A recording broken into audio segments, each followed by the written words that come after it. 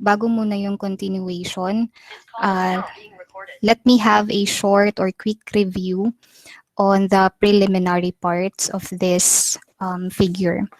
So recall ulit na sa pre-synapse, the following processes are involved. We have the synthesis of acetylcholine, and in the synthesis of acetylcholine, we need this precursor in the form of choline, which undergo active uptake into the pre-synapse. So yung choline in the pre-synapse, it will react with this acetate from the acetyl-CoA enzyme. And that reaction is catalyzed by the enzyme chat or the choline acetyl transferase.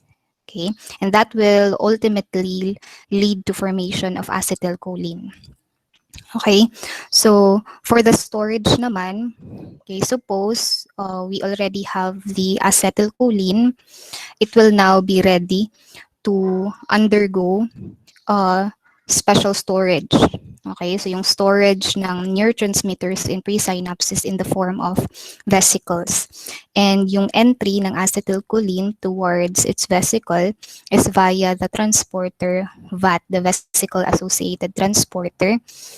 Okay, and for its release of acetylcholine or for any release ng neurotransmitters, always take note that calcium is an important ion for the release of neurotransmitter. Okay, it will trigger the release of neurotransmitter from the vesicles. And the release of neurotransmitter is in the form of exocytosis. Okay, so you have a calcium inside the presynapse. It will cause movement of this vesicle, okay, into the attaching to these docking proteins, the VAMPs and the SNAPs, okay, and that will ultimately results to exocytosis of acetylcholine. Okay, so dun tayo natapos last meeting. Synthesis, storage, and release of acetylcholine in particular. Okay, now this time, proceed tayo sa synaptic cleft naman. Yung processes involved in the synaptic cleft. Okay, during cholinergic transmission pa rin ito ha, during cholinergic neurotransmission. So let's suppose na meron ng acetylcholine. Okay, meron ng acetylcholine na na-release. Okay, available on the cleft. Now tandaan, whenever acetylcholine is now present in the cleft, there could be two possible fates. Okay, two possible fates of acetylcholine if ever available na siya sa cleft. Okay? So number one, una, kapag ang acetylcholine ay nasa cleft na, first fate niya is it can bind to the receptors. Okay? It can bind to these receptors. Okay? So, una, binding. Sulat nyo, binding to post-synaptic receptors.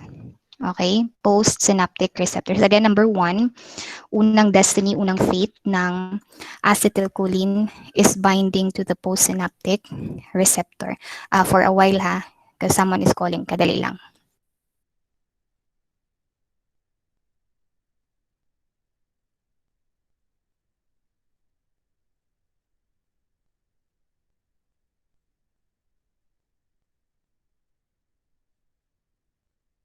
Okay, sorry for that. Okay, balik tayo.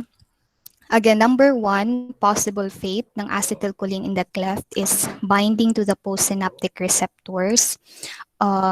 Binding to the postsynaptic receptor. Yan yung una. Now, kapag sinabing binding to this, yung highlighted with kulay green, binding to the postsynaptic receptor, yung acetylcholine kanina, ito, yung mga acetyl kanina, available in the cleft, it will now actively bind to the receptors in the postsynapse. Okay? Now, Kapag nakapag-bind yung mga acetylcholine or neurotransmitters in the postsynapse, take note that that is already a proof, an evidence na yung mismong impulse, yung mismong balita mula sa brain, yung mismong utos mula sa brain, nakarating na sa kabila. Okay, so proof na, no, na naipasa na yung impulse. Kaya nga 'di ba yung topic natin for this slide is cholinergic neurotransmission. Paano yung transmission ng impulses, okay, kapag parasympathetic. Okay? So yan yung unang fate ulit ng acetylcholine kapag available na siya sa cleft. Okay, second fate. Second destiny, fate ng acetylcholine. Okay? I-recall muna natin, ano yung meron sa cleft. Isa lang yung sinabi ko na important thing na dapat yung i-take note sa cleft. Ano yung substances meron sa cleft? You can type in your answers. What are those substances found in the cleft? We have what we call, anyone? Yes, very good. We have enzymes. Okay? So, may mga enzymes na nakikita sa cleft. Okay? Now, what do you think will happen for the second possible fate of acetylcholine? Knowing na may presence of enzymes, what do you think? Very good. Okay, kapag naagay involvement ng enzymes, diretso da yung letter M, metabolism. So, yan yung pangalawang possible fate ng acetylcholine in the cleft. Okay, whenever available in the cleft. So, for the second fate, it could be metabolism of acetylcholine. Now, the enzyme involved in the metabolism of acetylcholine is the enzyme acetyl cholinesterase. Take note of this enzyme. Okay. Acetyl cholinesterase. Okay. So metabolism is via the enzyme acetyl cholinesterase. Now, let's focus on this enzyme. Okay. Focus natin ngayon yung acetyl cholinesterase.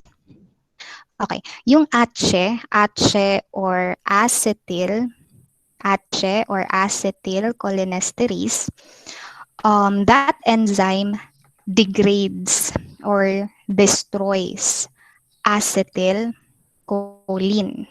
Okay, so metabolism of acetylcholine via ACE or via acetylcholinesterase enzyme produces the following degradation products. We have the choline and yung acetate. Kung baga na-cleave lang yung acetylcholine. Di ba naalala sa preliminary steps to form acetylcholine, kailangan natin ng choline reacting with acetate. So kapag na-metabolize siya via acetylcholinesterase, it will just be cleaved, forming this raw materials kanina, which is acetylcholine. Acetylcholine yan ha. And then acetate. So these are the degradation products. Okay, so ito yung nangyayari kay acetylcholine kapag na-degrade. Now, based on this concept, let me check if may naintindihan. Okay. Number one question. You can type in your answer, ha? If tinarget ng cholinesterase enzyme ang acetylcholine, kumusta ang level of acetylcholine sa cleft? Is it baba or taas? Okay, very good. Reduced or baba ang levels ng acetylcholine, knowing na na-metabolize nga siya ng cholinesterase or acetylcholinesterase. Very good. Number 2 question, kung baba ang level ng acetylcholine ngayon sa cleft, Kung baba ang level ng acetylcholine sa cleft, kumusta naman yung dami ng acetylcholine that can potentially bind to these receptors? Okay, is it low or more? Okay, very good. Since mababa yung level ng acetylcholine sa cleft, lesser lang din yung acetylcholine that can potentially bind to the postsynaptic receptors. Okay? Ngayon, if lesser ang acetylcholine that binds to the postsynaptic receptors, what do you think most probably will happen to the transmission ng impulses? Is it less or greater transmission? It is very good. Less transmission. Kasi importante yung neurotransmitter para matransmit, no, yung impulses. Okay, yan yung role ng neurotransmitter. Dapat makapag-bind siya sa receptors para matransmit, no, yung impulses. So overall, yan yung mga nangyayari sa cleft. Okay? So, okay na tayo sa processes, fates ng acetylcholine sa cleft. Lastly, yung sa post-synapse naman, dito sa post-synapse, simple lang naman dito kasi, di ba, you all know that post-synapse, it contains here majority of the receptors. Okay, majority of the receptors are found sa post-synapse. So, yung realization nyo lang dito is, ang mga receptors, sila yung tatanggap, no? Sila yung receptors kung saan nagbabind ang neurotransmitter, in this case is the acetylcholine. So, yan yung tandaan nyo sa post-synapse. Okay, so overall, this is all about cholinergic transmission. Okay, yung normal event, yung normal processes involved in the cholinergic transmission. Okay, so I hope no naintindihan and you have copied already the side notes in this slide. Okay, sige. Proceed naman tayo. Okay, proceed tayo sa empty ulit nga slide. Okay, but the same figure. Okay, this time, proceed tayo sa pharmacological agents. Pag sinabing pharmacological agents, I am talking with the drugs. Okay, ayan. Again, proceed tayo sa PCOL agents, pharmacological drugs that can alter some of the events, some of the processes discussed earlier. Okay, so number 1, we have, ito, nakasulat naman, no? Ako sayang i-magnify, ha? Okay, number 1, we have hemicolinium. Okay, hemicolinium. Okay, yan yung unang gamot. Although, for research purposes lang ang hemicolinium, no, ang gamit ng hemicolinium, up till the present, very distinct po ang mechanism of action ng hemicolinium. Take note, with regards to its mechanism of action, this drug blocks, no, it blocks the active uptake of choline. Okay? It blocks the active uptake of choline. Okay? Naalala yung choline, di ba yung entry niya towards the presynapse via active uptake. So, pinipigilan ni hemicolinium yung active uptake ni choline. Okay? Paano niya ini-inhibit or binablock specifically?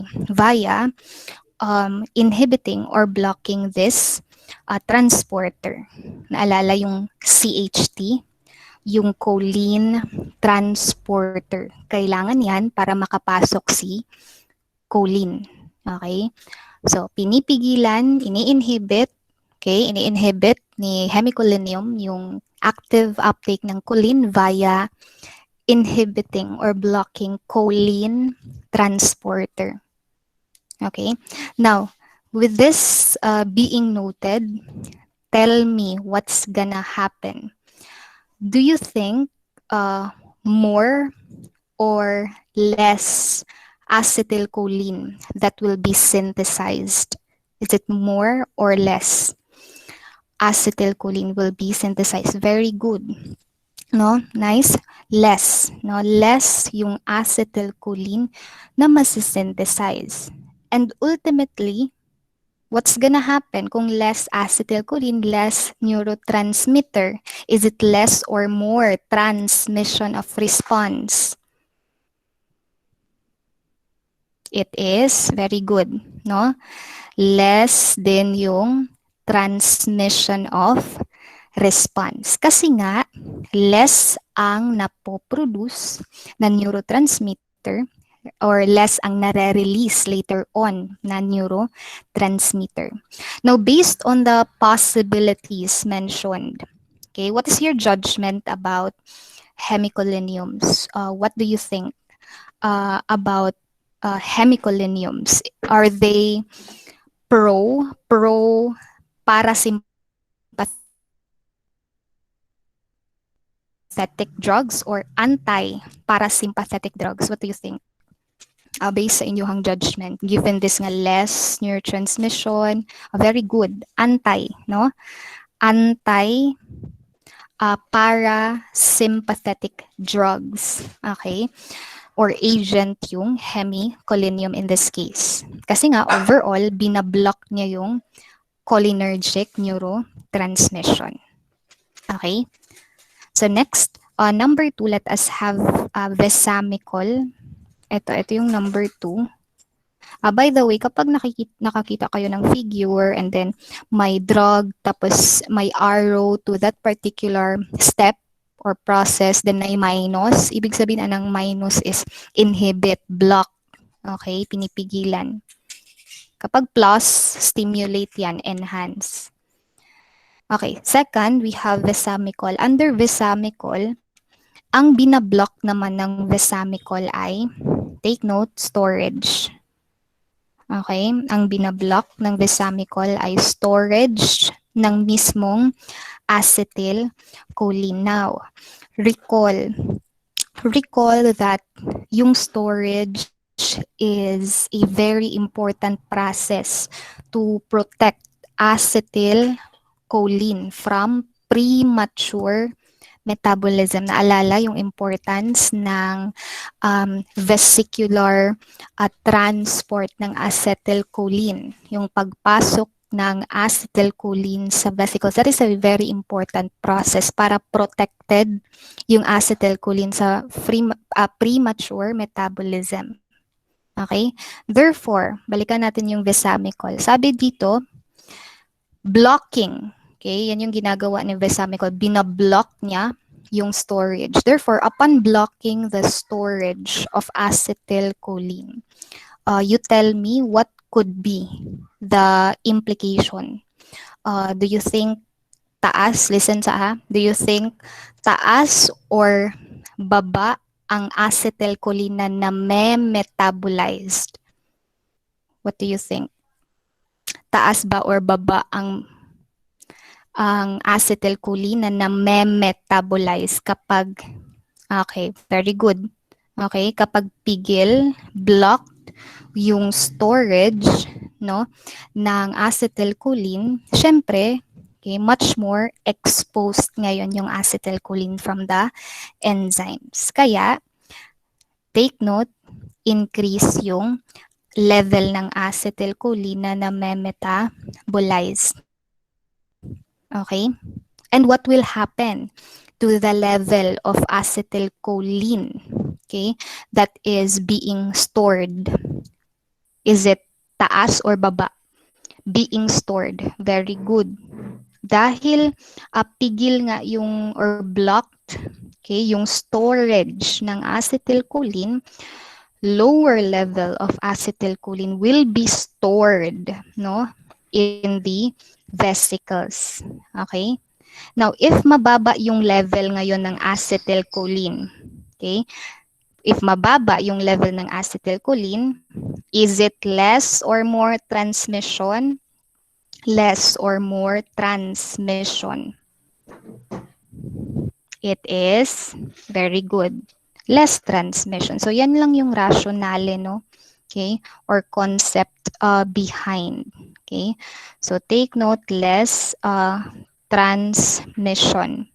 Okay, therefore, we can infer here that the same with hemicolinium, ang vesamicol is an anti-parasympathetic agent or anti-parasympathetic drug. So, ana lang. Okay, next. Number 3, we have, ito, yung nasa left side, yung botulinum toxin. Ayan. Number 3, ay sorry. Kadali lang ha. Okay, number 3, we have botulinum toxin. Again, yung botulinum toxin naman, this drug, this agent targets release. Okay? It targets release naman of neurotransmitter, particularly the neurotransmitter acetylcholine. Okay? So you might be familiar sa toxin na to. I think some of you might be familiar with botulinum toxin. Na-mention ata to sa microbiology nyo or sa biochemistry. I'm not so sure. Basta na siya sa inyuhang micro, I think. Yung nasa Clostridium botulinum. Yung Clostridium botulinum. Okay. Now, ang botulinum toxin is an inhibitor of docking proteins action. Okay. So, kaya yung arrow is towards, di ba? Kung makikita nyo sa arrow, towards the vamps and the snaps. Okay. Ini-inhibit niya specifically yung mga docking proteins action. Okay. And asa man related ang mga docking proteins action? Remember, it has something to do with the release, the exocytosis. Okay. In short, it blocks release or the exocytosis of acetylcholine. Okay. Again, botulinum toxin, end result, it blocks the exocytosis, the release of acetylcholine. Now, if blocked ang exocytosis ng acetylcholine, blocked ang exocytosis ng acetylcholine, less or more transmission overall. Less or more. Very good. Less transmission. Kasi nga, block yung release. Kapag block yung release, konti lang yung magiging available acetylcholine sa synaptic cleft, lesser transmission. Okay, baba ang transmission. That is why we can infer then that isa din siyang anti-parasympathetic drug. Kumbaga yung general action niya, anti-parasympathetic drug. Okay, and then finally, we have this group of drug, the anti-cholinesterase. Okay, lastly, we have the anti-cholinesterases. Okay, maklaro man siguro, no? Maklaro naman sa slide. Anti-cholinesterases.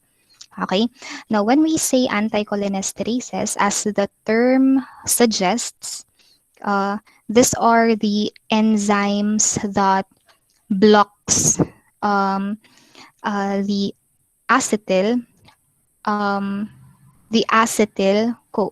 cholinesterases. Okay? Dili ni siya acetylcholinesterase raman ni dapat anti. Okay?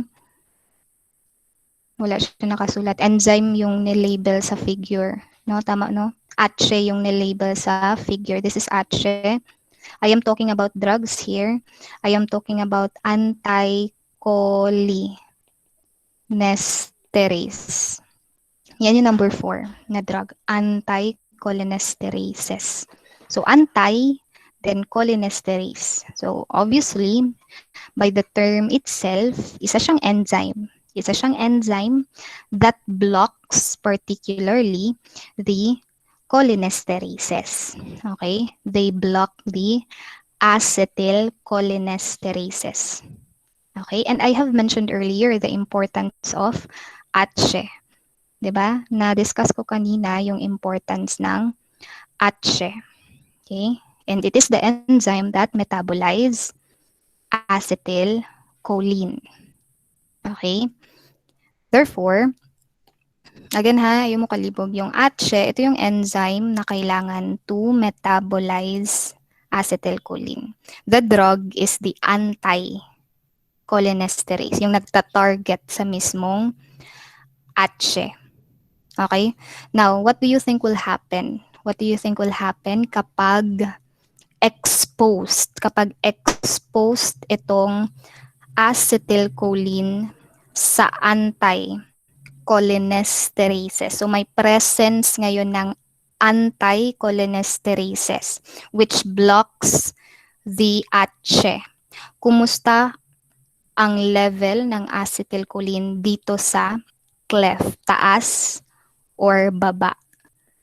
Taas or baba? Very good. High levels, mataas yung level ng acetylcholine sa cleft. So, taas. Lagyan natin taas. If it is exposed with anti-cholinesterases. Kasi nga, napipigilan with anti-cholinesterases, napipigilan yung degradation, yung metabolism ng acetylcholine. So, continuous lang ang release, continuous lang ang level ng acetylcholine. Now, question, kapag taas yung level ng acetylcholine sa cleft, if taas yung level ng acetylcholine sa cleft, kumusta yung potential acetylcholine that will bind to these receptors? More or less acetylcholine that will bind to the receptors? Okay, more.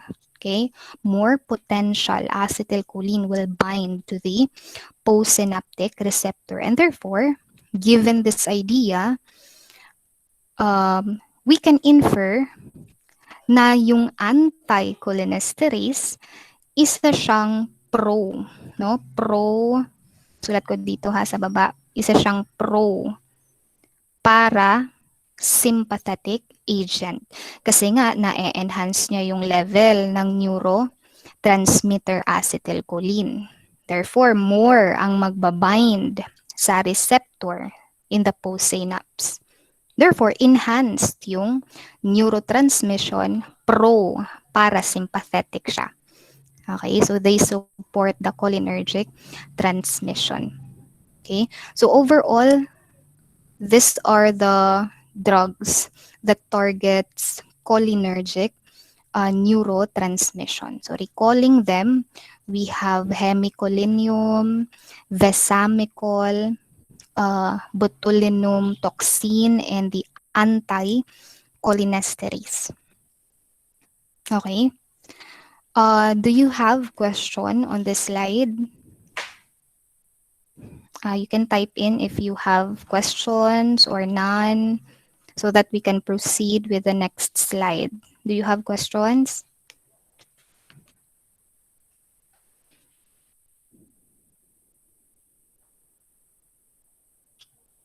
Okay. Since wala ng tanong, let us now proceed to the adrenergic transmission naman. Okay? So first thing first, let us recall the term adrenergic. Okay? Recall muna natin, class. When we talk about adrenergic nervous system, we are actually referring to sympathetic nervous system. They're just equivalent. Okay? Basta adrenergic nervous system, we are referring to sympathetic nervous system. And based on these information, we can think then of some of the neurotransmitters involved here.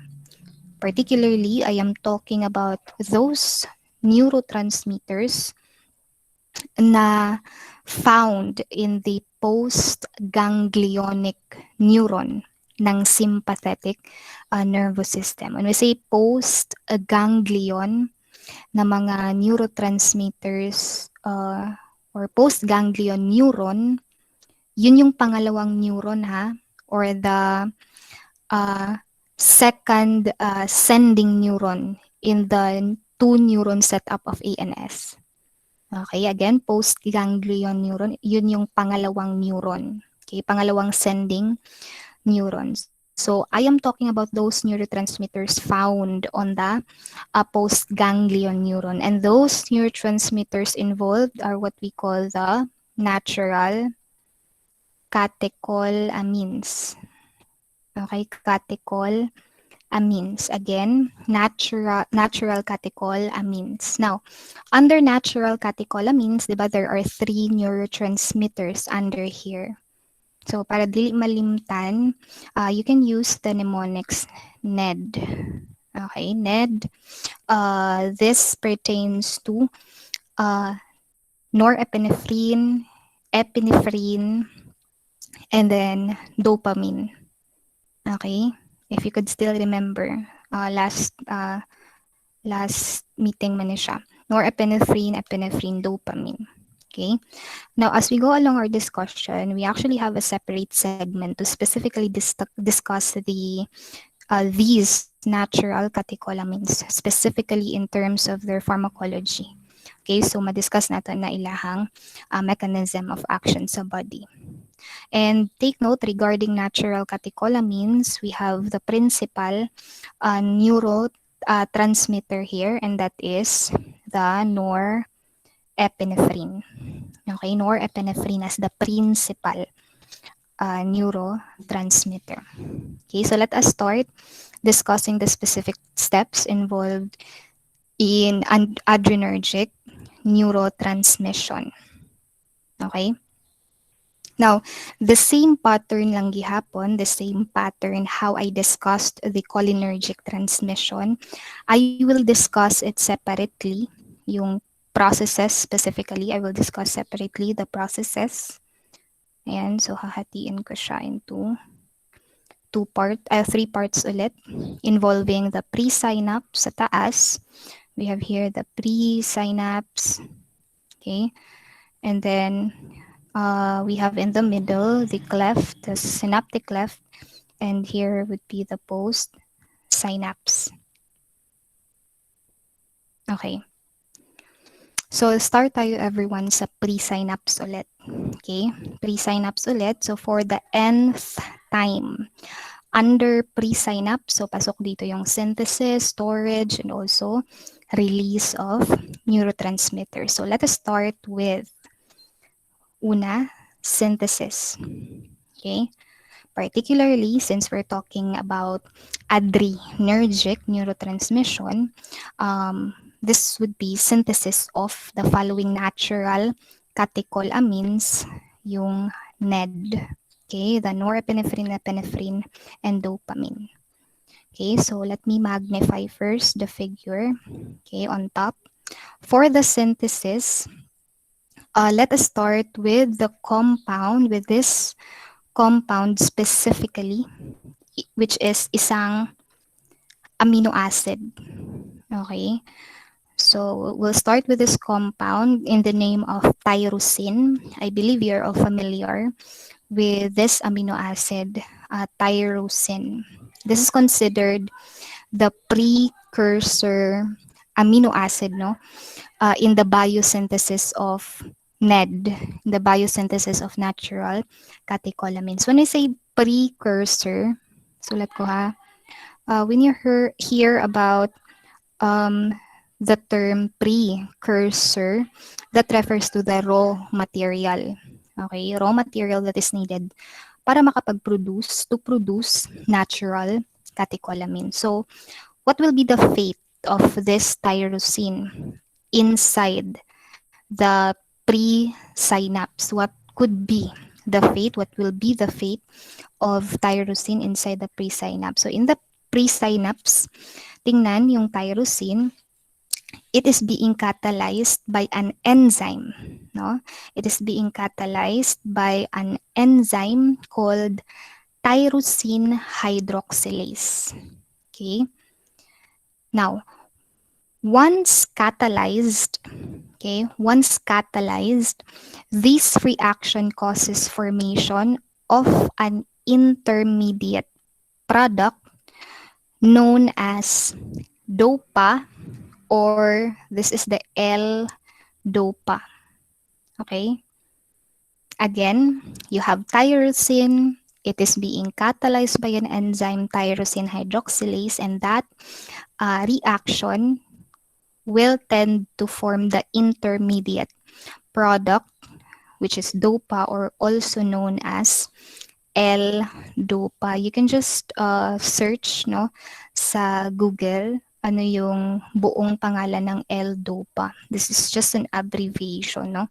So, if you're curious about that, you can, one tab away lang naman siya. Yung point ko lang here is isa siyang intermediate product. Okay? Ang L-DOPA.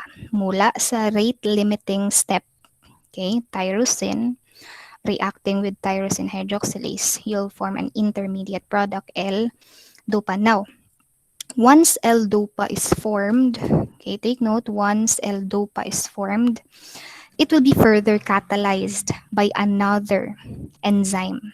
I repeat, L-DOPA, itong L-DOPA will serve as a substrate. Okay, substrate for the enzyme called L-DOPA decarboxylase. Okay, again, L-DOPA will be targeted by the enzyme called L-DOPA decarboxylase, okay, resulting to the formation of another compound, which is dopamine. Okay, again, that will lead to formation of dopamine. Now, question, ang dopamine ba ay member ng NED? Apparently, yes. Diba? Dopamine is a natural catecholamine. Therefore, based on this knowledge, we can infer then that dopamine is the first natural catecholamine being produced in the body. Okay, so take note, dopamine, siya yung unang na-synthesized based on this pathway. Sige, let us continue. That is for the synthesis of dopamine. Okay, let us continue for the storage naman. Storage. Okay. So, sulat ko, storage. Now, kapag na-form na yung dopamine, kanang na-encircle o kulay blue, kapag na-form na, na-produce na yung dopamine, tandaan, ang dopamine will undergo specialized process. Again, it will undergo a specific process.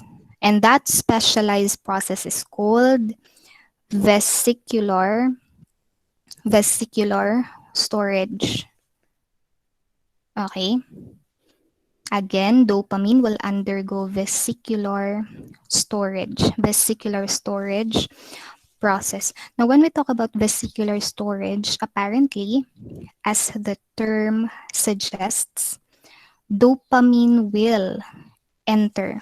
Okay? It will enter into the vesicles. Papasok ang dopamine sa loob ng vesicles. And yung entry ng vesicle, okay, ng dopamine into the vesicle is made possible by a transporter. And that transporter is called VMAT. Okay? VMAT yan. Okay, VMAT. Okay, VMAT stands for, dili na lang na ako isulat ha sa kilid. VMAT stands for Vesicular Monoamine Transporter. Again, entry of dopamine into the vesicle is made possible by VMAT. Okay? By Vesicular Monoamine Transporter. Now, question. Ano yung essence ng entry of dopamine sa vesicles? Ano ba yung essence ng entry of dopamine sa vesicles? So some of you, I know, you already have an idea. So take note, similar with what I have mentioned last meeting, the importance of dopamine's entry into the vesicle is for the prevention of its premature metabolism. Again, para maiwasan yung premature metabolism. Okay? Now, bakit ulit may tendency na ma-metabolize ang dopamine sa loob ng pre-synapse? Recall that this is due to the presence of enzymes inside the pre-synapse. Okay, so dopamine again, take note, mula sa iyahang synthesis, it has to be stored. Okay, dapat itago yung dopamine. Next, let us continue. Suppose may dopamine na. So imagine niyo may dopamine na nakapasok sa vesicle. Okay? Pero as you observe, 'di ba, shortcut yung presentation. Okay? Shortcut yung presentation sa figure. By the way, itong mga figures na to sa transmission, cholinergic, adrenergic transmission, I lifted this figure from the Katzung, yung reference book natin sa pharmacology. Okay? So kung titingnan niyo sa loob ng vesicle, shortcut siya, no? As dopamine enters the vesicle, norepinephrine na agad.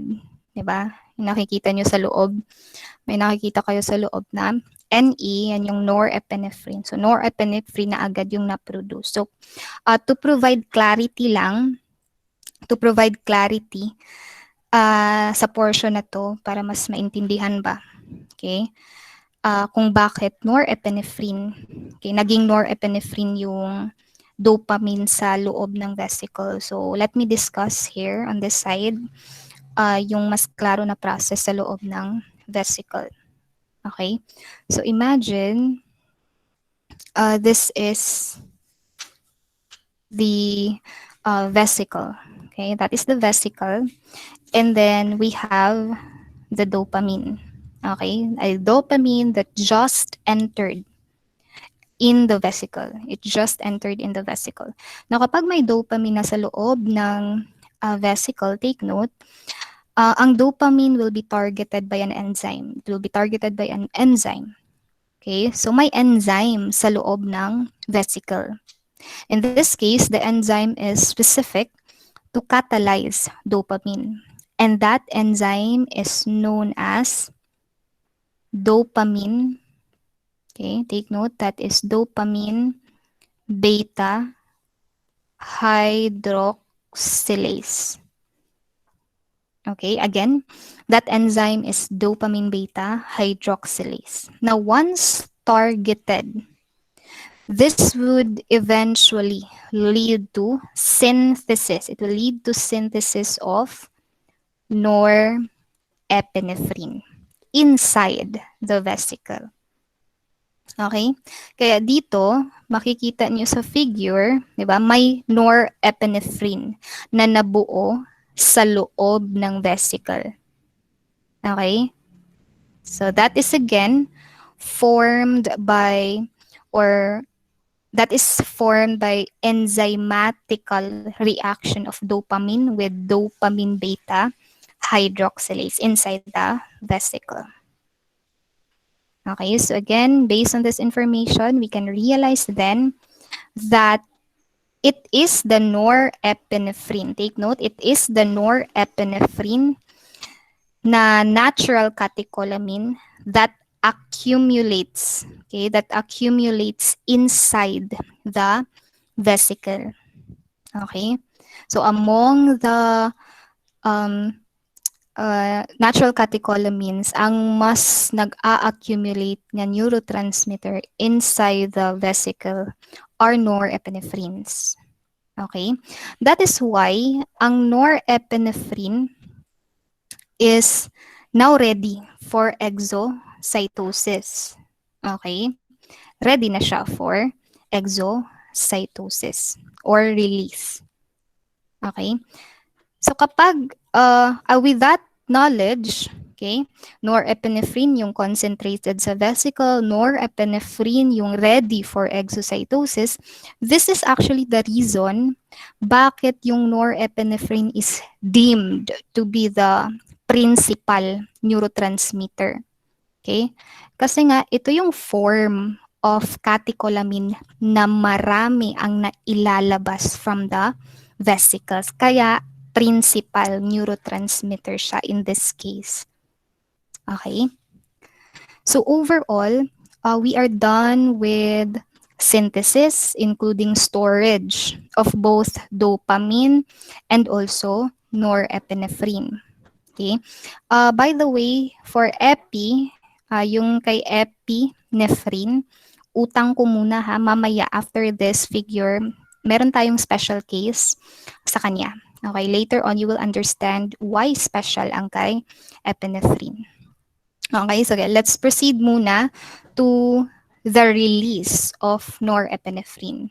Okay, release ng norepinephrine.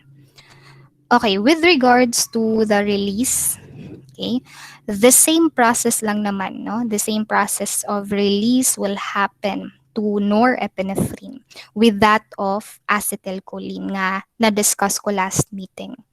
Okay, di ba recall, under release, yung calcium ion is very important wherein it will enter through this voltage gated ion channel causing movement of these vesicles attaching to the docking proteins. Okay, so we have VAMPs, the SNAPs.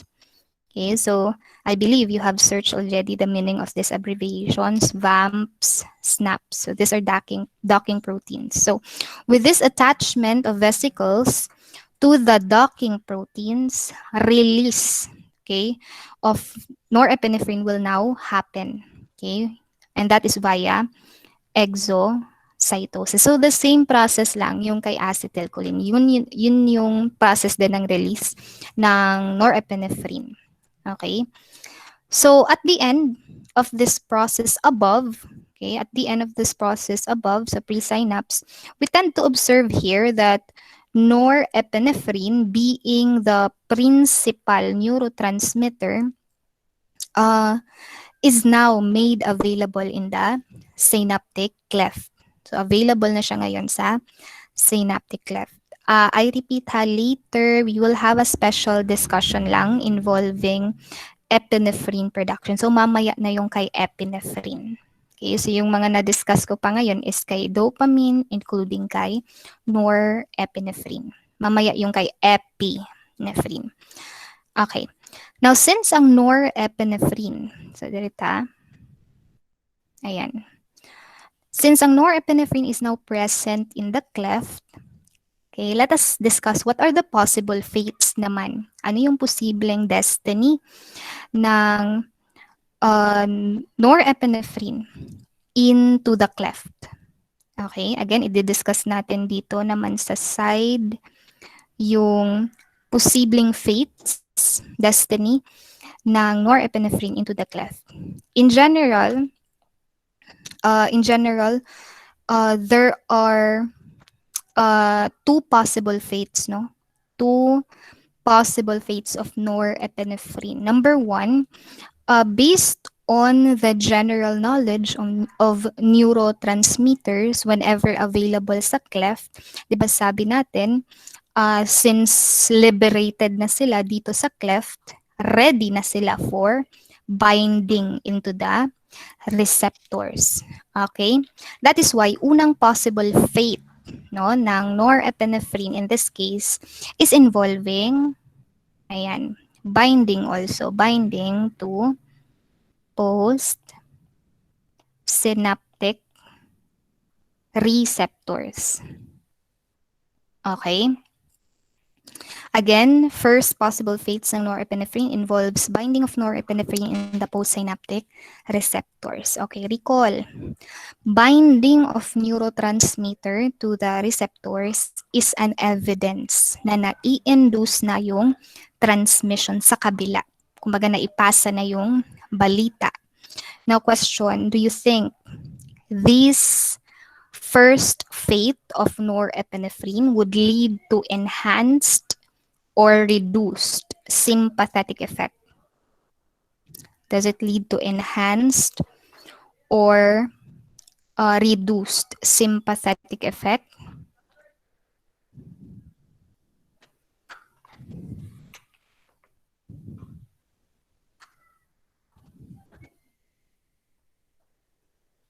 Okay, very good. Okay, enhanced effect. So, sulat nyo, enhanced effect. Yan yung net, uh, yung kumbaga takeaway learning nyo for the first fate. Okay. Second, for the second, dito kayo sulat. For the second fate of norepinephrine, yung general term is termination. Again, yung general term is termination, okay, of norepinephrine. Again, termination of norepinephrine. Kapag sinabi nating termination, di ba, terminate, it is being removed. Na terminate, remove, tinanggal, inalis, no? Termination of norepinephrine. Yan yung isa sa mga fate niya kapag andito sa cleft na siya. Overall, there is removal, no? Removal of norepinephrine in the cleft. And that causes, take note, reduction of sympathetic effect. Okay? Take note, yung sa second fate, possible fate ng norepinephrine sa cleft is termination of norepinephrine. So generally, that would ultimately cause to reduction of sympathetic effect. Kasi nga, tinatanggal na re-remove ang norepinephrine sa cleft. Okay? That leads to reduction of the effect. Okay. Now, with that being said, let me discuss the termination mechanisms of norepinephrine in the cleft. Okay, so we actually have three. Okay, three mechanisms involved here under termination. So, una, letter A, norepinephrine could undergo, take note, passive diffusion. Okay? Again, it can undergo passive diffusion into the systemic circulation. Again, norepinephrine, okay, under termination it could undergo passive diffusion into the systemic circulation. In other words, para siyang wina-wipe out ba? Okay, gina-wipe out siya. Gina-wipe out ang norepinephrine doon sa cleft. So, inaalis siya, wherein napupunta siya doon sa dugo. Kasi nga, systemic circulation. So, napupunta siya sa dugo. In this case, lesser level of norepinephrine in the cleft. Lower yung number of norepinephrine that will be liberated, okay, sa cleft, leading to reduced sympathetic effect. Okay? Sige, let's continue. That is why, kung titingnan nyo dito sa figure, merong nakasulat na diffusion. Arrow mula sa norepinephrine, then diffusion. Okay? So, yan yung unang mechanism ng termination of norepinephrine sa cleft. Next, letter B. So, letter B, this mechanism is predictable. Okay? Recall, in the cleft, there are enzymes. Okay? There are enzymes here sa cleft. So, ano yung posibleng mangyari kapag may enzymes? Letter M, metabolism ulit. Okay? Metabolism.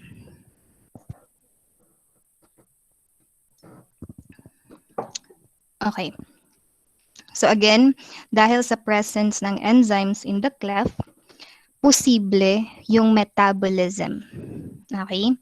And the enzymes, take note, the enzymes responsible for the metabolism of norepinephrine and also epinephrine. Kasali din siya. Okay? Ang metabolism dito, pwedeng affected yung norepinephrine, kasali din si epinephrine. And these are the following enzymes. We have MAO, or the monoamine oxidase, and the COMT or the catechol O-methyl transferase. So again, you can search one tab away ulit sa Google. You can search for the whole word ng MAO at saka COMT. Okay, yung point lang dito, these are the enzymes, again, the degradation enzymes wherein capable of degrading norepinephrine, including epinephrine, rendering them inactive. Okay? So, common sense, kapag inactive na yung norepinephrine, of course, it cannot bind to the postsynaptic receptors. That is why lesser ulit yung sympathetic effect. 'Di ba? Kung inactive na yun, syempre, that is not the correct, let's say, structure ng mismong neurotransmitter that is capable of binding to the receptor. Kasi nga, inactive form naman siya. Okay? So, under siya sa termination, gihapon, mechanism ng termination of norepinephrine, which leads to reduced sympathetic effect. Lastly, we have the reuptake, letter C. We have here reuptake process. Okay? Reuptake process. Now, mind you, class, that reuptake process is responsible in the majority of termination involving norepinephrine. Okay, so meaning to say, among these three termination mechanisms, itong letter C, yung mostly pronounced. Okay, kumbaga responsible siya in the majority of removing norepinephrine in the cleft.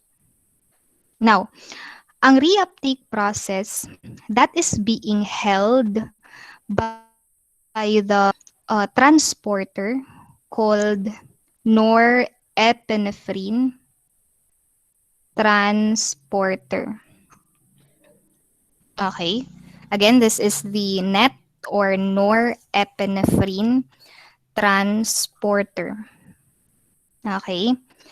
Now, yung norepinephrine transporter, meron siyang AKA or also known as. Meron siyang synonymous nga term ba. This is also known as uptake 1. Okay, uptake 1 transporter. Okay, AKA lang po yan ng norepinephrine transporter. I repeat, we have reuptake process responsible for majority of removing norepinephrine in the cleft. And this reuptake is facilitated by the norepinephrine transporter, also known as uptake 1 transporter. This time, let me explain first the term reuptake. Okay? Yung term na reuptake. Okay, so ano yung ibig sabihin ng term na reuptake? Okay, ato siyang i-break down into two. Okay, we have the re, and then uptake. Okay, kapag sinabing re, di ba, prefixes, sa English na prefixes, kapag sinabing re is again, ulit, ulitin, di ba? Then kapag uptake naman, uptake, kukunin, kuhaon ba? Sa Bisaya, kuhaon siya. Kukunin. Therefore, kung imo siya i-combine, reuptake, kuhaon balik, no? Kukunin ulit. Okay? That's reuptake.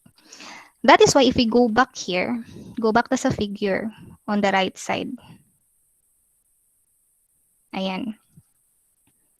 As you can see, itong naka-highlight na kulay red. Okay? Ang norepinephrine, take note, it enters via net into the pre-synapse. Again, bumabalik ulit sa pre-synapse ang norepinephrine. And then, syempre, kapag nasa sa loob ng pre-synapse, it will be stored again. Okay, that will be stored again sa vesicles. So, yan yung reuptake. Bumabalik ulit, okay, papasok ulit sa pre-synapse, no, ang norepinephrine, and it will be stored. Question. Based on this information, taas or baba ang norepinephrine na nasa cleft? Taas or baba ang norepinephrine na nasa cleft? Very good. Okay, nice. Baba. Okay, so baba yung norepinephrine na nasa cleft. Overall, that would mean less sympathetic effect. Diba? Kasi nga, bumalik siya doon sa pre-synapse, wala na masyadong available sa cleft, lesser na yung sympathetic effect. Kasi lesser yung potential number of norepinephrine that could bind to the postsynaptic receptor. Kaya nga, di ba, itong process na reuptake, metabolism, passive diffusion, under termination, in general, na fate of norepinephrine, which leads to decreased sympathetic effect. Okay? So I hope you are now enlightened na lahat sila would lead to reduced sympathetic effect. Letter A, B, and C. Okay? So these are the fates of norepinephrine. Destiny ng norepinephrine being the principal neurotransmitter in the cleft. And also pala, please take note, yung reuptake process, okay, specifically, ito yung characteristic ng norepinephrine that differs from acetylcholine. Diba? Wala pong reuptake. Hindi po, walang characteristic, walang ability si acetylcholine to have reuptake process. Sige lang, along our discussion, we will have an elaborate discussion on that. Basta, yung idea nyo lang, for now, walang reuptake. Kung inyo siyang i-compare with the fates, walang reuptake process kay acetylcholine. Si norepinephrine lang yung capable. Okay? And then dito naman sa postsynapse, so ganun lang din, madali lang dito. Dito mangyayari yung binding of norepinephrine. Okay? Kasi andito sa postsynapse yung mga adrenergic receptors. Okay? So pag may binding, may effect, may sympathetic effect eventually. Okay?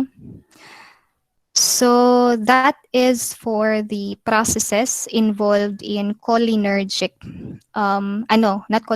adrenergic transmission. Okay?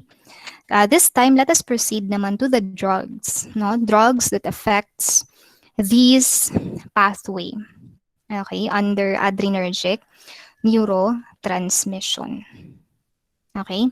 Again, proceed tayo ngayon sa drugs. Okay.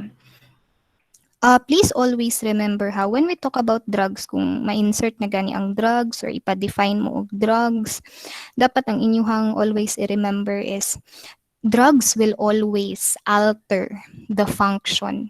Okay? So dapat yan yung long-term memory nyo ba? Basta ipa-define mo og drugs, they alter the function. Okay? So yung alam mong normal, alam mong typical function ng body, yung ginagawa naman ng drugs, minomodify niya, ina-alter niya yon. Okay? Pwedeng upon alteration, it could be enhanced function or inhibition of the function. So ang point sa pharmacology, you can never appreciate the action of drugs if you do not know the normal physiology of the body. That is why yung pattern ko sa discussion always sa pharmacology is I'll start with the physiology, normal physiology, tsaka ko i-insert yung drug so that you can easily understand the mechanism of action of drugs. Okay, so let us begin now with the first drug. No? So let me magnify first. We have methyrosin, yung una. Okay, take note. Methyrosin, this is the one that blocks the enzyme. Ayan. So, kita naman, di ba, sa arrow. It blocks the enzyme tyrosine hydroxylase. So, it blocks the enzyme tyrosine hydroxylase. Again, methyrosin, it blocks the enzyme tyrosine hydroxylase. So, I think may idea na kayo kung ano yung posibleng mangyari dito. Diba? Block yung rate limiting enzyme, yung unang enzyme, para later on makabuo ng dopamine and other neurotransmitters. So question, do you think enhanced or reduced norepinephrine that will be produced later on sa process? Yes, very good. Reduced, no? Yung norepinephrine that will be produced, and overall, along the way, lesser sympathetic effects. Therefore, we can conclude then that methyrosin is an anti-sympathetic agent. Kasi nga, overall, it causes lesser sympathetic effects. Next, let us have reserpine. Okay, number 2. Ayan, we have reserpine. Okay. Ang reserpine naman, tandaan, this is an inhibitor of VMAT. Okay? So, yung arrow pointing to the VMAT minus, so inhibits. Okay? It is an inhibitor of VMAT. Okay? Now, question, saan related yung VMAT? Saang process related ang VMAT? Is it synthesis, storage, or release? Okay, very good. Okay, VMAT is very much involved to the storage of ng neurotransmitter in this case. Therefore, by targeting VMAT, okay, kapag tinarget yung VMAT, what do you think will happen to dopamine? Okay, what do you think will happen to dopamine? Listen, is it enhanced or reduced metabolism of dopamine? Okay, is it enhanced or reduced metabolism of dopamine? Very good, no? Enhanced ngayon yung metabolism ng dopamine. Okay. Now, kapag enhanced yung metabolism of dopamine, di ba? Maraming dopamine na nade-degrade, nag-undergo og premature metabolism. Therefore, we can infer then na mababa yung norepinephrine being synthesized. Okay? Kaya overall, kapag tinanong kayo, is reserpine pro or anti-sympathetic drug? Pro or anti, it is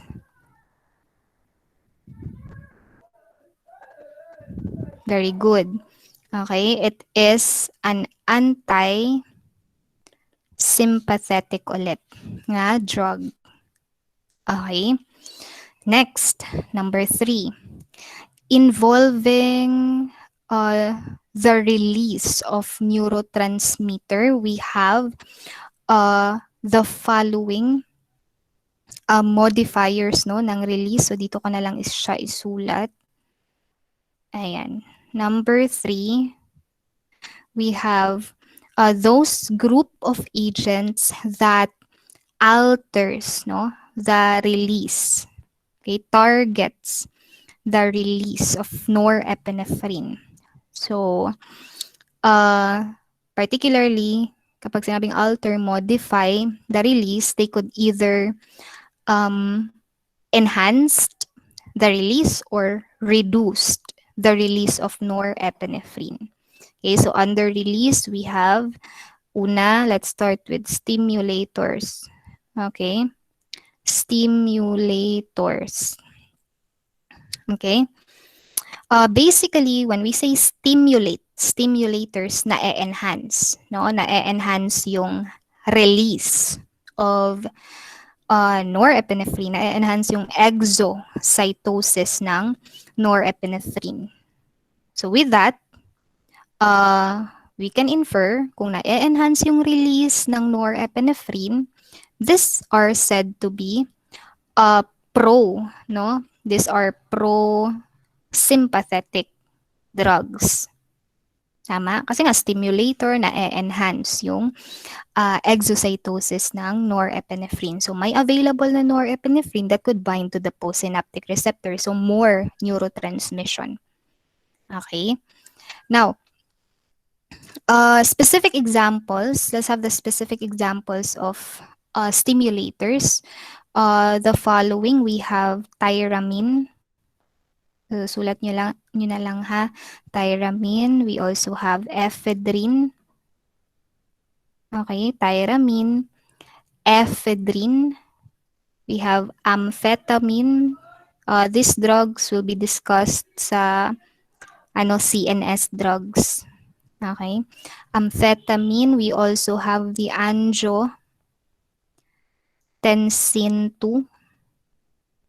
Angiotensin 2 yan, angiotensin 2. And the poison, also yung poison na alpha-latrotoxin. Alpha-latro. Kadali lang ha. Alpha-latrotoxin. Okay?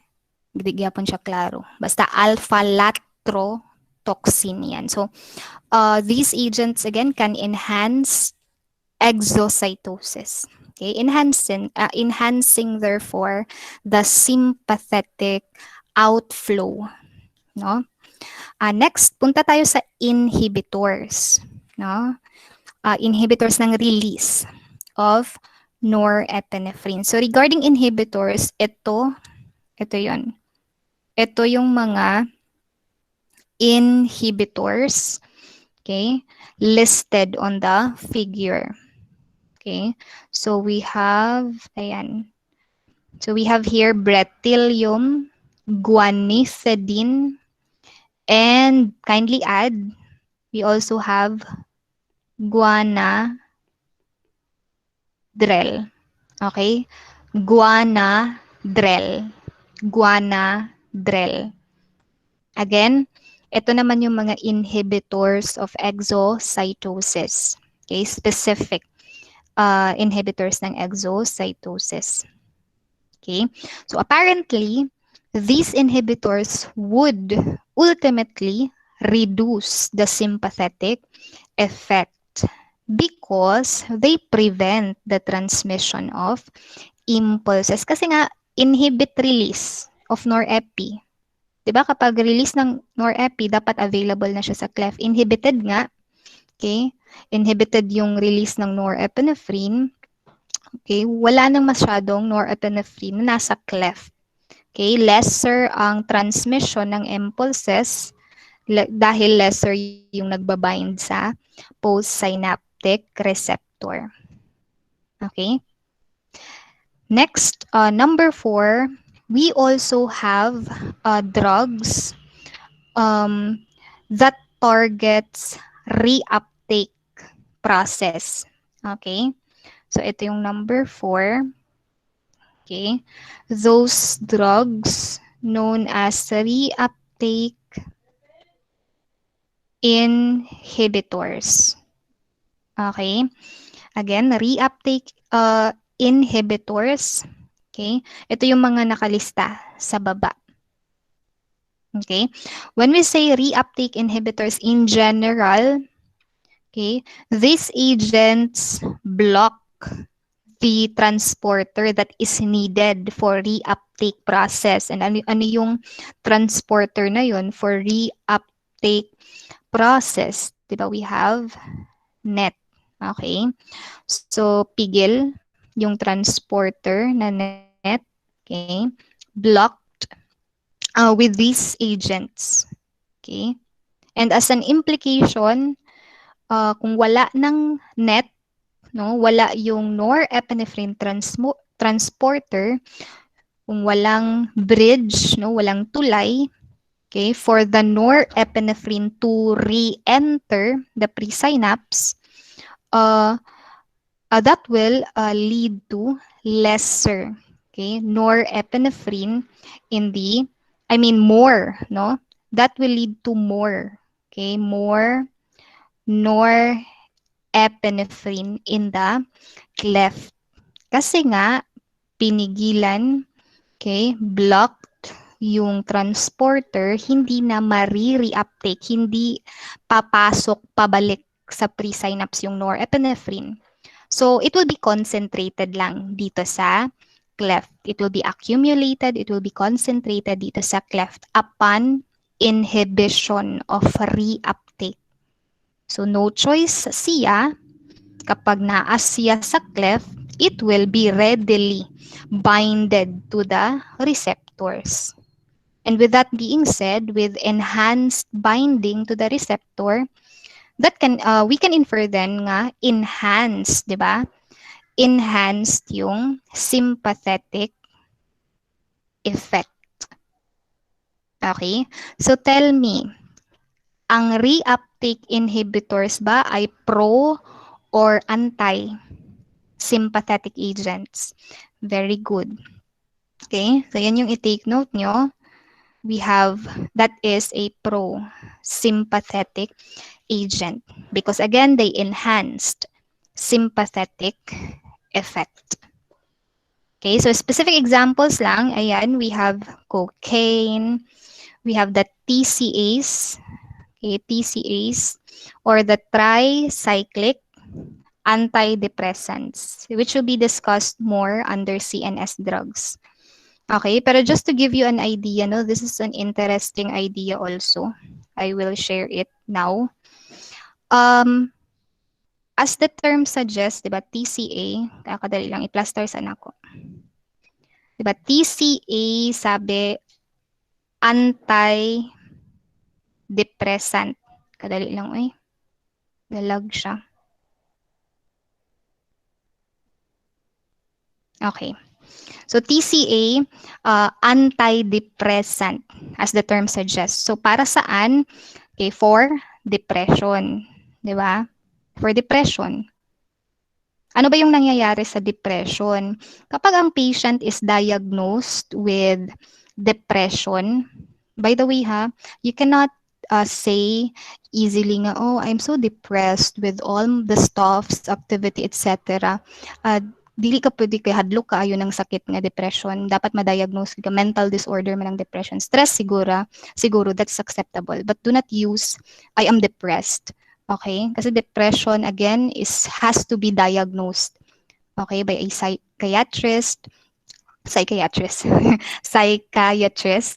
okay? Or also a collaboration with a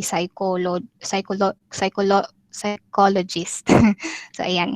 Okay, so dapat ayun ninyo i-practice gud ang pag-use sa I'm so depressed. Okay? So it has to be diagnosed nga mental disorder. Ngayon, ano yung nangyayari sa patient diagnosed with depression? Yung nangyayari is yung mga mood regulators ng katawan, are being affected. Specifically, sobrang baba ng happy pill. Ano yung happy pill? Diba? Serotonin. And other mood regulators. We have the norepinephrine. Sobrang baba. Yan yung usually nga underlying cause kapag murag kuan ba kung ma-diagnose ka og depression. Meaning to say, behind that underlying pathology is mababa yung serotonin tsaka norepinephrine label mo. Now, based on the knowledge kanina, recall nga yung TCA, okay, as a reuptake inhibitor agent, ano yung ginagawa niya sa level ulit ng norepinephrine, di ba?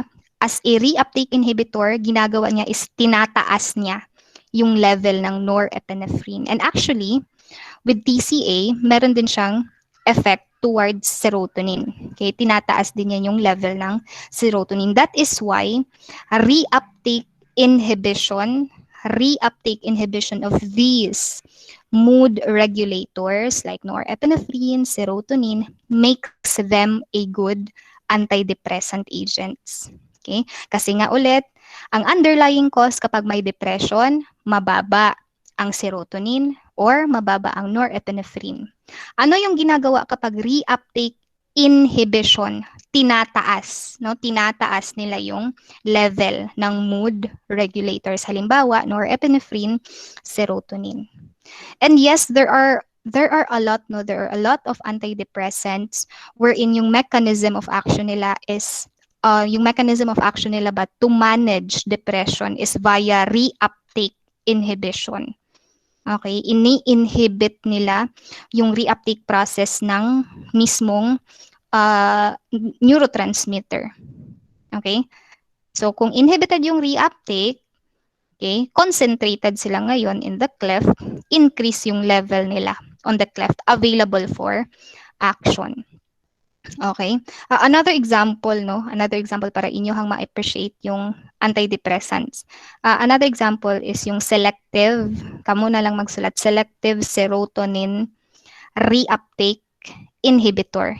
Isa din po tong class ng antidepressant. Selective serotonin reuptake inhibitor. So obviously, ang ini-inhibit niya na reuptake process is selectively kay serotonin. Okay? So pwede din siya as antidepressant kasi nga yung ginagawa net result basta makadungog yun mo og reuptake inhibitors, life hack ana, tinataas nila kung ano man yung substance nga pinipigilan na i-reuptake. Okay? So tinataas therefore. Okay? Katulad nito. Kasi nga pigil yung pagpasok pabalik sa pre-synapse, 'di ba? So na-increase yung level ng mismong neurotransmitter. Na in this case, kapag selective serotonin reuptake inhibitor, pwede din siya as antidepressant kasi na-enhance niya yung anong neurotransmitter, serotonin. Tinataas niya yung serotonin, which is a happy pill, 'di ba? Dili na siya kuan medical term ha, kanang kuan lang na siya layman's term, 'di ba, sa serotonin, happy pill daw po. Okay? So overall, these are the drugs, no, that targets the synthesis, the storage, the release of norepinephrine. So recall, we have the following drugs. Una, Methylerosin. We also have Reserpine. We also have the inhibitors and stimulators of release ng norepinephrine, and these two, cocaine and TCA for reuptake inhibitors ng norepinephrine. Okay, so done with this slide. Okay, now let us have this slide. Okay, specifically na-discuss naman to, so madali na lang yung slide na to. Okay, na-discuss na to sa previous slide, yung concept ba about synthesis ng catecholamine. So just to reinforce the biosynthesis ng natural catecholamines, diba, we have here tyrosine, diba, naalala, tyrosine, then via tyrosine hydroxylase, it will form the intermediate product na L-dopa. Okay? And then, yung L-dopa will ultimately form dopamine. Paano? Via the enzyme ALAAD. By the way, ALAAD, equivalent lang gihapon na siya sa L-dopa decarboxylase. ALAAD is, this stands for aromatic L-amino acid decarboxylase. So you can search on the internet. Okay, kung wala ninyo na catch up ang meaning for the abbreviation ALAAD. It's the same way that is also L-dopa decarboxylase. Okay? And then after dopamine, sa loob ng vesicle, di ba, it will form norepinephrine. So ito lang yun. Then via the enzyme, and that is via the enzyme, dopamine beta hydroxylase. So as you can see, di ba, may nakalagay na sympathetic nerve. Okay? So, mangyayari siya specifically sa loob ng vesicle. Ito, mangyayari sa loob ng vesicle. Next, explain ko this time yung utang ko kanina. Okay, yung utang ko kanina about epinephrine. Diba? Na ako'y utang kanina about epinephrine. So, let us suppose norepinephrine has been released. So, imagine niyo ha, norepinephrine has been released already into the synaptic cleft. Nasa synaptic cleft na yung norepi. Take note class na merong portion ng norepinephrine that reaches the adrenal medulla. Okay? Take note. Merong portion ng norepinephrine that reaches the adrenal medulla. Okay? And again, in the adrenal medulla, there is presence of enzyme. Okay? There is presence of enzyme there na susceptible sa norepinephrine. Okay? Again, merong portion ng norepinephrine mula sa cleft that will reach adrenal medulla. Asan yung adrenal medulla? Superior to the kidney. Now, in the adrenal medulla, merong enzyme susceptible doon ang norepinephrine. Okay? And that enzyme is PEN-MT or phenylethylamine and methyltransferase. So, yan lang yung ibig sabihin ng PEN-MT. Now, by that, nako-convert ang norepinephrine into epinephrine. Okay, so ito yung reason how epinephrine is synthesized in the adrenal medulla. Recall, I have mentioned this last meeting, naalala, that adrenal medulla stores majority of epinephrine. So somehow, you can connect now na yung concept na to, di ba? You can connect that concept and this one kung bakit nako-concentrate no ang epinephrine sa adrenal medulla because again the enzyme PEN-MT is present in the adrenal medulla. Yan yung kailangan, okay, to catalyze no norepinephrine forming epinephrine. So overall, these are the biosynthesis of catecholamines. Okay? Last na lang. Pwede extend ko 3 minutes para 11:35. Okay? Last na lang. Next. Proceed tayo diri sa right na figure. Okay? Right side ng figure. Itong pathway na to on the right, it has something to do with metabolism. Okay? So may label naman. Okay? Recalling the metabolic fate ng norepinephrine and epinephrine. Di ba? We have two enzymes. We have the MAO, okay?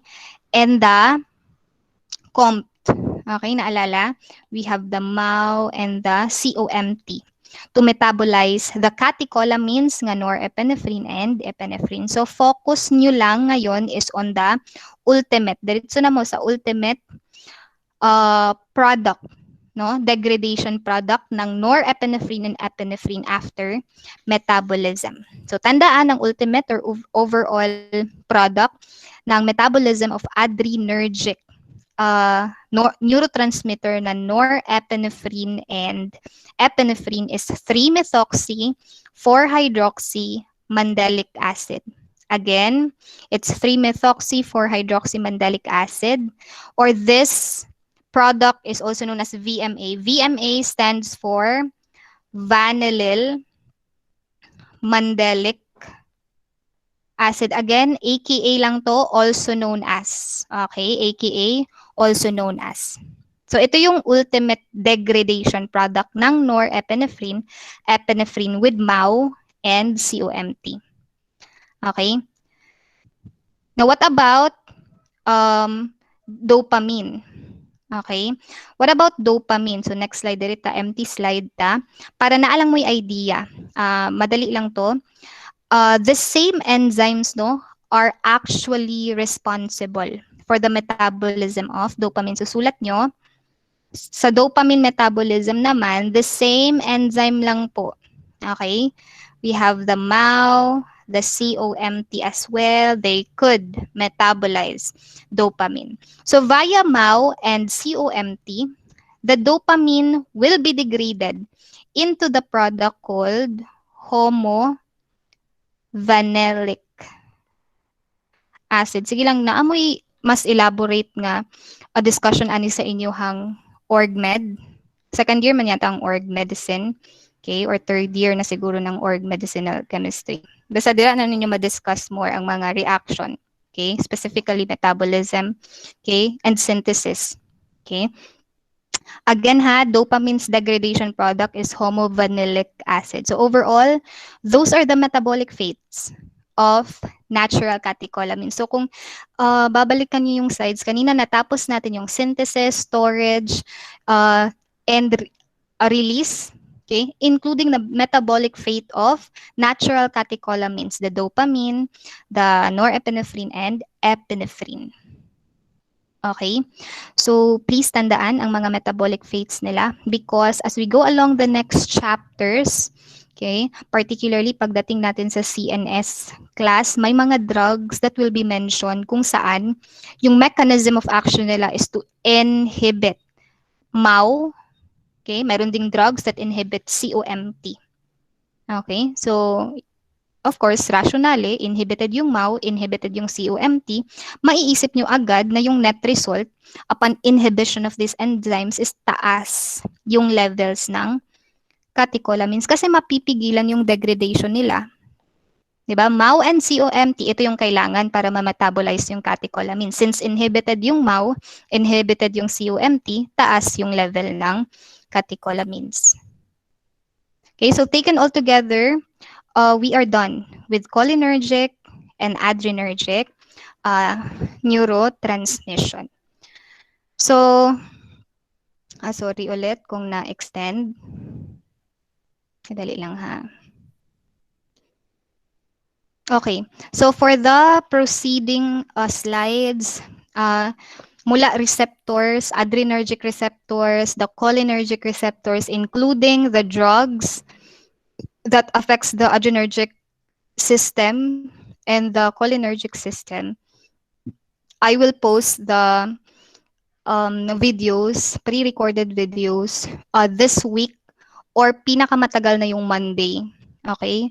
So dapat yun cover na to sa midterm ang whole ANS. Pero don't worry, I will not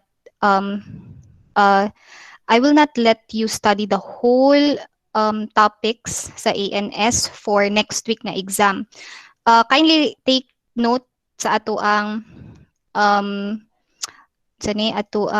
schedule sa modular and periodic exam. So ako siyang tungaon, different po siya nga schedule. Different weeks siya. Next week is your midterm exam. Pero ang akong ihatag next week is only modular, no? Modular exam. So ang modular exam, i-take down ninyo ang coverage mula sa introduction sa ANS. Okay? Including those activities nga akong ipanghatag sa inyo about ANS. Okay, introduction gikan sa introduction sa ANS until karon nga topic, yan yung sa modular exam. Again, yan yung sa modular exam nga coverage. Then the rest kaning gikan diri sa adrenergic receptor and the rest of the videos nga akong i-post this weekend, okay? Until basta pinakamatagal na yung Monday. Okay? Ma-post na ako na I promise, no? Na yan yung sa periodic exam naman na coverage. And when will be your periodic exam? Not next week. Okay? So, dili na ako next week ihatag. Kay karon man ako weekend i-post. So, the following week, kanang first week sa semifinals exam na. Semifinals week. Diba? After the midterm exam, semifinals naman na. So, kanang first week sa semifinals, pagka Friday, diba? TF man ta, katong Friday. Okay, so katang yung pinakalayo. Mo na ang inyong schedule for periodic exam. And again, ang coverage is mula dito, kaning adrenergic receptor, and the rest of the videos nga akong i-post this weekend. Okay, so ako siyang gitunga, okay, para dili mo so dili ra kay mo kapuyon og study. Okay, pero I know, dali ra ninyo ma-studyhan kay kuan biya, Google Form bitaw, ma'am. Okay. Sige, di bito ta mag face to face, walay magbantay. So pag open notes lang gud mo, wala may problema sa ako. Basta mag-submit lang gud mo on time. Okay? So yun lang. What else? Naapod ko i-post by the way, dili lang naay portion sa ANS nga dili na nako siya i-discuss. Tagaan lang nako mo og rationale na you just have to read it. So kumbaga mao na lang to inyong basihan nga notes for that particular topic. Kay dili man gid kayo siya importante for nga ma-apply bitaw sa higher pharmacology. Okay? So ako lang gipang pinpoint gid diri sa ANS is yung maa-apply sa mga higher pharmacology kay napabi may pharmacology to and mas higher to siya nga level. And you cannot understand the higher levels of pharmacology if you cannot understand ANS pa lang. Kaya dako kay ang percentage nga makuha or dako kaayo nga basic knowledge nga kailangan from ANS para ma-understand nimo ang higher pharmacology ng drugs. Okay? So you have any other question? Wala man question. Wala may question sa exam or unsa ba? You can take the exam with or without permit. Unsa man, the same ra ang schedule daw sa exam. The same ra ang schedule. Friday man ato ang schedule, no? So Friday ang modular exam next week. And then the following week, Friday gihapon, you will have the periodic exam. But on kuan man ta TF, nagyapon mo ibuhaton sa Tuesday, which is, di ba, na-postpone atong quiz karon. Okay? Sa lugar, wala tayo i-record nga quiz sa kuan, lecture lang lugar ta, then activity. Dapat mag-quiz po mo, no, sa midterm. So, ang quiz will be katong following week, Tuesday. The following week after the midterm exam, Tuesday. Okay? So, yun yung quiz. Siguro 2 sets of quizzes. Para napod ko yung ma-record nga quiz. Okay? So, short lang gihapon. Short. Mag-pinpoint lang gihapon kung mga coverage. Sige. So, I think that would be all for this morning. Sure now, wala question. So, that would be all. Okay, thank you everyone for listening and patiently understanding nung magkaka-extend gyud ta. Lisod gyud ang kuan pharmacology kung gamay lang nga time ang i-allot nato. Anyways, yun lang. Thank you everyone. Bye. Sige, bye-bye. Thank you, ma'am. Bye, ma'am. Thank you, ma'am. Bye-bye. Thank you, ma'am. Bye-bye. Thank you. Mm-mm. Thank you, ma'am. Yes, bye-bye. Thank you.